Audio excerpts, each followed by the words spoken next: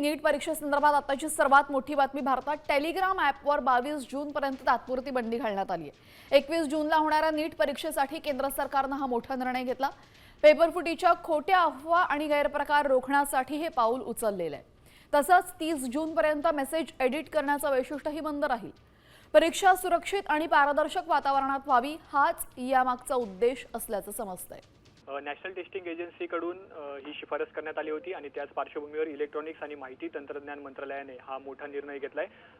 नीटचा paper होईपर्यंत म्हणजे 21 जून आणि त्यानंतर 22 जूनपर्यंत भारतात टेलिग्रामवर तात्पुरती ही बंदी असणार आहे आणि त्यानंतर 30 जून 2026 पर्यंत टेलिग्रामचं जे मेसेज एडिटिंग ही जी वैशिष्ट्य आहे ते देखील बंद ठेवण्यात येणार आहे।